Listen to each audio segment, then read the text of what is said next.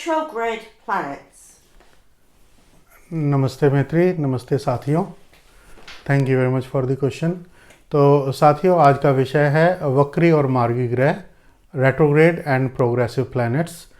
तो आपने कभी ना कभी किसी न किसी ज्योतिषी से ये ज़रूर सुना होगा कि भाई फलाना ग्रह आपकी कुंडली में वक्री है और फलाना ग्रह मार्गी है। तो आपने ज़रूर सोचा होगा कि ग्रह का वक्री होना क्या होता है और मार्गी होना क्या होता है। तो इसी के बारे में आज की चर्चा है। पसंद आए तो प्लीज़ लाइक कीजिए, सब्सक्राइब कीजिए, कमेंट कीजिए और शेयर कीजिए व्हाट्सएप के थ्रू, जिससे कि दूसरे लोगों तक भी जानकारी पहुंच सके और उन्हें भी इस चर्चा का लाभ मिल सके। दूसरी बात ये बताना चाहूँगा साथियों कि जब भी आप मेरा वीडियो देखें तो प्लीज़ उसे एंड तक देखें, क्योंकि ज्योतिष एक कॉम्प्लिकेटेड सब्जेक्ट है। अगर आप उसे स्किप कर करके बीच बीच में से देखेंगे तो आपको पूरी बात समझ में नहीं आएगी, जो कि बहुत अच्छी बात नहीं होगी। तो आप थोड़ा सा समय निकाल कर उसे ज़रूर देखें, पूरा देखें। तो मैं आपको थोड़ी सी बैकग्राउंड समझाना चाहूँगा कि वक्री क्या होता है। वक्री का मतलब होता है किसी चीज़ में विकार होना। तो एस्ट्रोलॉजी में वक्री का मतलब है जिसकी चाल टेढ़ी हो। तो सामान्यतः जब हम देखते हैं आसमान में तो जो प्लैनेट हैं वे हमें दिखाई देता है कि वे आगे की तरफ मूव कर रहे हैं, तो वे सारे मार्गी ग्रह कहलाते हैं। और ये जो वक्री ग्रह होते हैं तो इनकी चाल ऐसी दिखाई देती है कि ये पीछे की तरफ जा रहे हैं, मतलब इनकी उल्टी डायरेक्शन में इनकी मूवमेंट हो रही है। अब यहाँ पर एक बात ध्यान देने वाली है कि जो ज्योतिष है, ज्योति का मतलब है लाइट, तो जैसे हमें ग्रह दिखाई देते हैं तो उनका हमारे ऊपर क्या प्रभाव पड़ता है, इसके बारे में ज्योतिष विज्ञान है। और इसीलिए आपका प्लेस ऑफ बर्थ इसमें इम्पॉर्टेंट होता है, क्योंकि हम जो भी आपका प्लेस ऑफ बर्थ होता है तो वहाँ के लैटिट्यूड एंड लॉन्गिट्यूड लेकर फिर हम वहाँ से कैलकुलेट करते हैं कि उस पर्टिकुलर पॉइंट से आसमान कैसा दिखाई देता होगा। तो सपोज़ कीजिए जैसे कोई आदमी यहाँ बर्मिंघम में पैदा हुआ है तो उसके लिए आसमान डिफरेंट दिखाई देगा, और जो आदमी ब्रिस्बेन में पैदा हुआ है ऑस्ट्रेलिया में, सदर्न हेमिस्फीयर में, तो उसके लिए आसमान डिफरेंट दिखाई देगा, सितारे डिफरेंट दिखाई देंगे उसके लिए। तो पुराने टाइम में जो हमारे खगोल शास्त्री हुआ करते थे, एस्ट्रोनॉमर्स, तो उन्होंने देखा कि कुछ ग्रह जो हैं वे आसमान में उल्टे चलते मालूम होते हैं।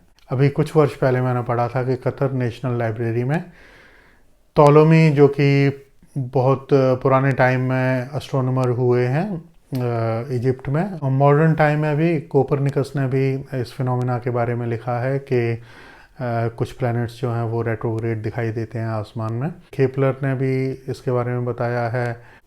उसके बाद में दोस्तों, जब गैलीलियो कैलकुलेशन स्टार्ट की, तो जब उन्होंने टेलीस्कोप का आविष्कार किया तो उसके थ्रू प्लैनेट्स को देखना और ज़्यादा इजी हो गया।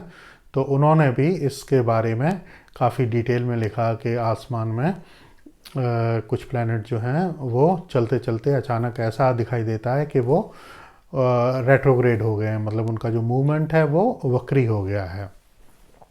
तो दोस्तों, यहाँ ध्यान देने वाली बात यह है कि पुराने टाइम में एस्ट्रोनॉमी और एस्ट्रोलॉजी एक ही हुआ कर। मैं बात कर रहा हूँ टॉलोमी के टाइम की। तो ज्योतिष का विकास तो खैर इंडिया में बहुत पुराने समय से हुआ है, 5-6 हज़ार साल पहले। तो ये वैसे हैरान कर देने वाली बात है कि उस समय तो ना कोई टेलीस्कोप था ना कुछ और था, लेकिन उन्हें इस बात का ज्ञान था कि कुछ प्लैनेट जो हैं वे चलते चलते अचानक ऐसा दिखाई देता है, ऐसा प्रतीत होता है कि मानो उनकी जो मूवमेंट है वो वक्री हो गई है। फिर बाद में धीरे धीरे साइंस का विकास हुआ, तो एस्ट्रोनॉमी अलग हो गई और एस्ट्रोलॉजी अलग हो गई। तो एस्ट्रोनॉमी, जिसे हम खगोल शास्त्र कहते हैं, वो विज्ञान है इस बारे में कि प्लैनेट कितनी दूर है हमसे, किस चीज़ के बने हुए हैं, क्या उनकी लाइफ है, और सारा डिटेल सोलर सिस्टम और प्लैनेट्स के बारे में और यूनिवर्स के बारे में। जो एस्ट्रोलॉजी है ये विज्ञान है कि जैसा हम देखते हैं आसमान में, जैसे ग्रह दिखाई दे रहे हैं और उनका हमारे ऊपर प्रभाव क्या पड़ता है, इस बात की कैलकुलेशन के बारे में ये पूरा सिस्टम है, ये पूरा विज्ञान है। अब दोस्तों, होता क्या है कि जो प्लैनेट वक्री होता है कुंडली के अंदर, तो जो अपने जिन्हें हम कहते हैं पंडित, उन्हें ज़्यादा मालूम तो कुछ होता नहीं है बेसिकली काफ़ी सारों को, तो वे ना एक ऐसा डर बिठा देते हैं कि भाई आपकी कुंडली में तो फलाना ग्रह वक्री बैठा हुआ है, अब ये ऐसे नुकसान करेगा, अब इसकी इतने हज़ार रुपए की पूजा करवाई जानी चाहिए, फलानी चीज़ का दान दो, सोना दान दो, ये सब चीज़ें। तो मैं इसी चीज़ को आपको डिटेल में थोड़ा सा समझाना चाहता हूँ। तो साथियों, जैसा कि आप जानते हैं कि ज्योतिष में टोटल 9 ग्रह हैं और इनमें से राहु और केतु हमेशा वक्री रहते हैं और सूर्य और चंद्र कभी वक्री नहीं होते। केवल 5 ग्रह जो हैं वे वक्री हुआ करते हैं, मंगल, बुध, बृहस्पति, शनि और शुक्र। तो जब हम कहते हैं वक्री होते हैं, इसका मतलब है कि वे वक्री दिखाई देते हैं, लेकिन असल में कोई ग्रह वक्री नहीं होता। मतलब किसी भी ग्रह की चाल जो है वो वक्री नहीं होती, उल्टा कोई नहीं चलता। वे ये 5 के 5 ग्रह जो होते हैं वे हमेशा डायरेक्शनल होते हैं, हमेशा आगे की तरफ ही मूव करते हैं। लेकिन क्योंकि इन ग्रहों की स्पीड अलग अलग है, इनकी जो ऑर्बिट है सन के अराउंड ये सारे रिवॉल्व करते हैं, तो इनकी जो ऑर्बिट है वो अलग अलग है। किसी की बड़ी ऑर्बिट है, किसी की छोटी ऑर्बिट है। आप देखिए जो बुध ग्रह है वो सूर्य के अराउंड चक्कर लगाने में उसे सिर्फ 88 डेज़ का टाइम लगता है, वहीं जो वीनस है उसे 225 डेज़ का टाइम लगता है। और जो बुध है वो 13 महीने में 3 बार वक्री होता है। वहीं जो शुक्र है, जो वीनस है, वो 18 महीने में 1 बार वक्री दिखाई देता है। तो ऐसा क्यों होता है साथियों? तो इसे समझने के लिए आप ऐसा समझें कि आप एक कार में बैठ के जा रहे हैं और ये 3 या 4 लेन रोड है आपकी, तो आपने किसी कार को जब ओवरटेक किया तो आपको लगता है कि जो साइड वाली कार है वो पीछे चली गई आपसे, लेकिन जा तो आप भी आगे रहे हैं और जा वो साइड वाला भी आगे की ही तरफ रहा है, वो कोई पीछे नहीं जा रहा, लेकिन आपको लगता है कि वो जो साइड वाली कार है वो पीछे चली गई। ऐसे जब आप ट्रेन में बैठे होते हैं तो आप देखते हैं कि साथ चलने वाली ट्रेन जो है अगर उसकी स्पीड थोड़ी सी कम है तो ऐसा प्रतीत होता है कि उसकी जो गति है वो वक्री हो गई, वो पीछे चली गई। तो यही चीज़ होती है स्टार्स के साथ में। तो क्योंकि इनकी ऑर्बिट अलग अलग होती है, किसी की बड़ी ऑर्बिट है, किसी की छोटी है, तो एक समय ऐसा आता है जबकि चल तो दोनों साथ ही रहे हैं, लेकिन एक टाइम ऐसा आता है कि दिखाई देता है कि साथ वाला जो प्लैनेट है वो पीछे रह गया।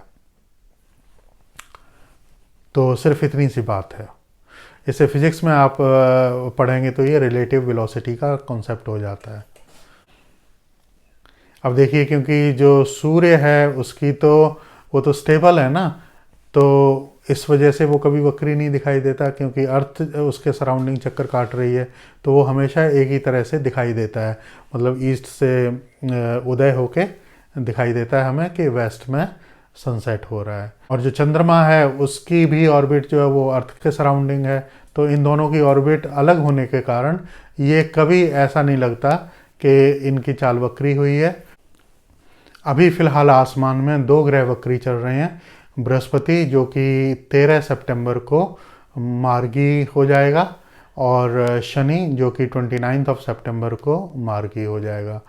तो इस समय ये दोनों प्लैनेट्स जो हैं आसमान में वक्री दिखाई दे रहे हैं।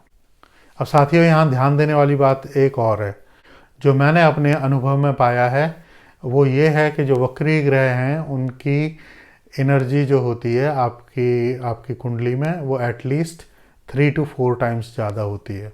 तो इसका रीज़न क्या होता है वो मैं आपको बताता हूँ। मेरे पर्सनल विचार में उसका रीज़न ये होता है कि जब भी वो रेट्रोग्रेड होते हैं तो एक पॉइंट पर वे अर्थ के सबसे ज़्यादा क्लोज होते हैं।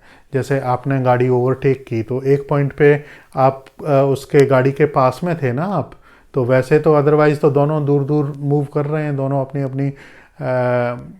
अपनी पोजीशन में, अपनी अपनी ऑर्बिट्स में। लेकिन एक पॉइंट ऐसा आया कि जब उसने ओवरटेक किया है तो उस समय पे क्योंकि वो ग्रह जो है वो ज़्यादा शाइन कर रहा था, और वैसे भी आप आसमान में देखेंगे टेलीस्कोप से तो आपको पता लगेगा जो रेट्रोग्रेड प्लैनेट है वो ज़्यादा शाइनिंग दिखाई देता है। इसी वजह से जो उसकी पावर होती है वो ज़्यादा होरोस्कोप में दिखाई देती है। अब ज़्यादा पावर होने का मतलब ये नहीं है कि वो हमेशा आपके लिए ख़राब होगा या हमेशा आपके लिए अच्छा होगा। ये डिपेंड करता है कि वो आपकी कुंडली में शुभ है या अशुभ है। तो जैसे आपको बताया जाता है ट्रेडिशनल ज्योतिषियों द्वारा कि भाई ये तो ग्रह वक्री है, अब इसका तो उपाय आपको कराना ही पड़ेगा, पूजा तो आपको करानी पड़ेगी 20-25 हज़ार की। तो उसके संदर्भ में मैं आपको बताना चाहता हूँ, ऐसा नहीं है कि जो ग्रह वक्री है वो हमेशा अशुभ हो और जो ग्रह आपका मार्गी है वो हमेशा शुभ हो, ये ज़रूरी नहीं है। हाँ, ज़रूरी क्या है, जो उसकी पावर है वो बहुत ज़्यादा होगी। अगर वो आपका शुभ ग्रह है तो आपको बहुत फ़ायदा देगा, अगर अशुभ है तो उसके नुकसान पहुंचाने की टेंडेंसीज भी ज़्यादा होंगी। यहाँ पर एक चीज़ मैं आपको और बताना चाहूँगा जो शायद ही आपको किसी ज्योतिष की किताब में क्लियरली मिली हो। तो जब हम वक्री ग्रह के फल की बात करते हैं तो मैंने ऐसा पाया है कि जब हम होरा एस्ट्रोलॉजी के थ्रू काम कर रहे होते हैं तो उसमें वक्री ग्रह का जो प्रभाव है वो हमेशा नेगेटिव माना जाता है होरा एस्ट्रोलॉजी में।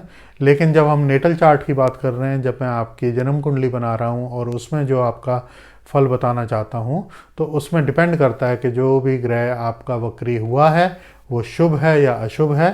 तो अगर वो अशुभ है उसका प्रभाव ज़्यादा नेगेटिव होगा, अगर वो शुभ है तो वो ज़्यादा फ़ायदेमंद होगा। तो जैसा कि मैंने बताया, इसका जो इफ़ेक्ट है उसकी एम्प्लीफिकेशन 3 to 4 टाइम्स ज़्यादा हो जाती है। तो दोस्तों, मुझे उम्मीद है कि आज मैं आपको बड़े ही साइंटिफिक तरीके से ये समझाने में कामयाब हो पाया हूँ कि प्लैनेट्स का रेट्रोग्रेड होना और प्रोग्रेसिव होना क्या होता है वास्तविकता में। तो असल में सारे प्लैनेट हमेशा आगे की तरफ मूव करते हैं, राहु और केतु को छोड़कर। ये सिर्फ ऐसा दिखाई देता है कि प्लैनेट कभी किसी पॉइंट पर उनकी चाल जो है वो उल्टी हो गई है। तो साथियों, इससे पहले कि मैं वीडियो को एंड करूं, मुझे एक बात याद आई, मैं आपके साथ शेयर करना चाहूँगा। उम्मीद है आपको पसंद आएगी। तो जैसा मैंने गैलीलियो के बारे में बताया कि उसने टेलीस्कोप का आविष्कार किया था और उसने वीनस और जुपिटर के बारे में ख़ास तौर पर उसने स्टडी किया था। उसने देखिए 16th सेंचुरी में उसने पता लगा लिया था कि जुपिटर के 4 मून्स हैं और उनके नाम भी रखे गए थे जो कि बाद में जाके वो अप्रूव हुए। दोस्तों, जुपिटर के वैसे तो काफ़ी सारे मून्स हैं, लेकिन गैलीलियो ने 16th सेंचुरी में ही फाइंड आउट कर लिया था उसके 4 मून्स के बारे में और उसने नाम भी रखा था उनका, लो, यूरोपा, गनीमीड एंड सेलिस्टो।